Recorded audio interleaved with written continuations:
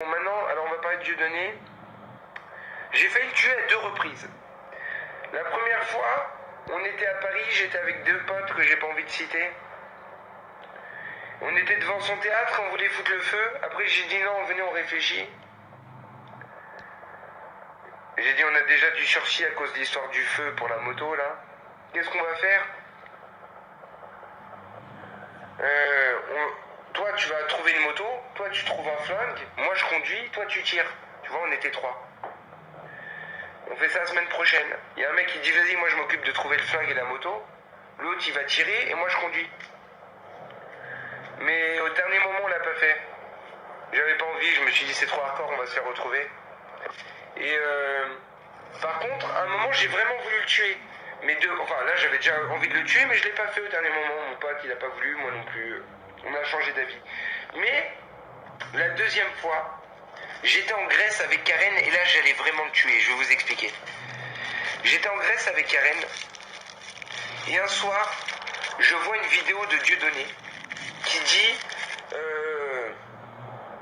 les Juifs, les Allemands, je sais pas qui avait raison, j'étais pas là, etc. Et là je me suis dit là c'est trop là.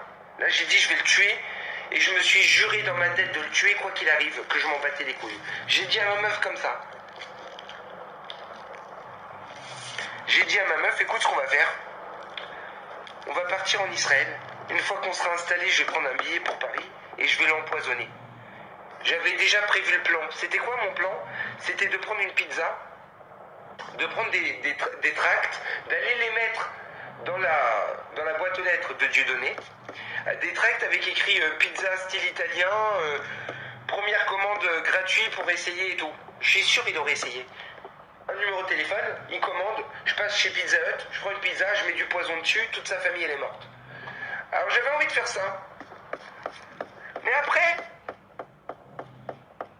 je vais vous expliquer exactement ce qui s'est passé. J'étais sûr que j'allais le faire. J'en avais parlé et je me l'étais juré. Et c'était dans la même soirée tout ça. Et quand je me suis endormi, j'avais le sourire parce que je savais que j'allais tuer Dieudonné. Je le savais. Je me suis endormi comme ça. Je vous le jure sur la Torah, les gars, sur ma vie. Je me suis endormi comme ça avec le sourire, j'en étais sûr à 100%. Et ensuite, attendez, je prends mon feu. Il y a du feu, chérie? Attends, les gars. Et ensuite,